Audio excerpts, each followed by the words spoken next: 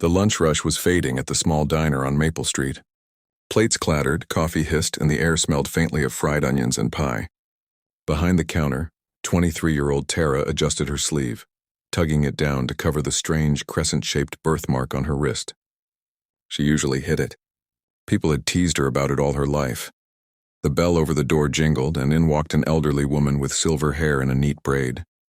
She moved slowly but with dignity, carrying a faded tote bag. Tara greeted her with a polite smile. "Can I get you something to drink, ma'am?" The woman's eyes softened. "Just water, dear. Thank you." As Tara poured the glass, she noticed the woman staring, not at her face but at her wrist where her sleeve had slipped just enough to reveal the mark. The old woman's hand trembled. Before Tara could react, the woman suddenly reached out, gently but firmly, and grabbed her arm. The diner went quiet. "This birthmark," the woman whispered, voice cracking.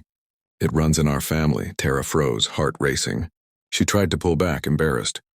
But the woman rolled up her own sleeve with shaking hands, and there, faded with age but unmistakable, was the exact same crescent-shaped birthmark. Tara's breath caught. She stammered, I don't understand." The woman's eyes welled with tears.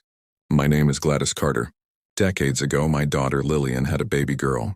She was born with this same mark. But life was cruel, and my daughter, she gave the baby up for adoption. I searched for years, but I never found her.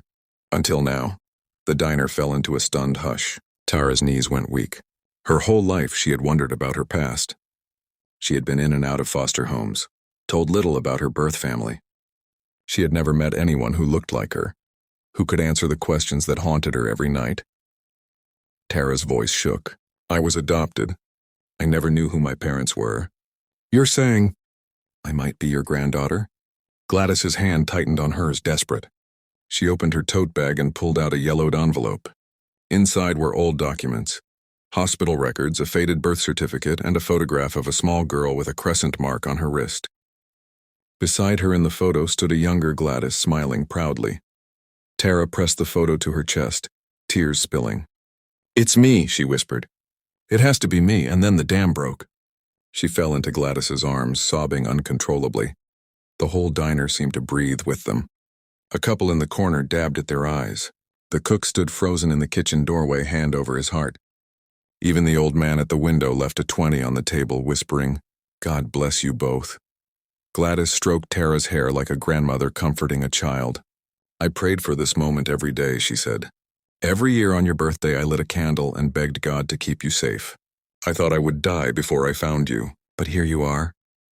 "I grew up thinking I had no one," Tara whispered. "I thought I was unwanted." Gladys pulled her closer, her voice fierce through her tears. "Unwanted? Never. You were loved before you were even born. Your mother, my Lillian, she only gave you up because she was terrified. But she loved you. I loved you, and I still do." The two clung to each other like pieces of a broken puzzle finally snapping together. Mara, another waitress, stood nearby, tears streaming silently. She stepped forward with trembling hands and placed 2 steaming mugs of coffee on the table.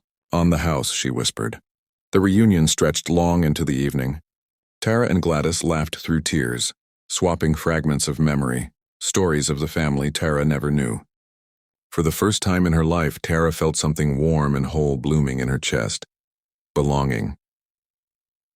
As the sun dipped low, Gladys took Tara's hands and said, "We can't get back the years we lost, but we can begin now.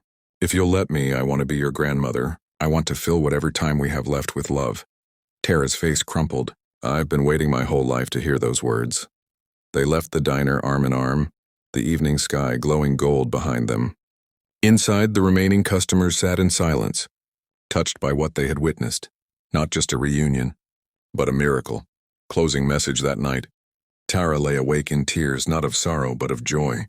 For so long she had believed she was alone in the world, but in a single moment, when a trembling grandmother grabbed her wrist and whispered the truth, everything changed, because sometimes family isn't lost, it's only waiting to be found. And sometimes, the smallest mark, a birthmark, a scar, a memory, is not a flaw to hide, but a sign of where we belong.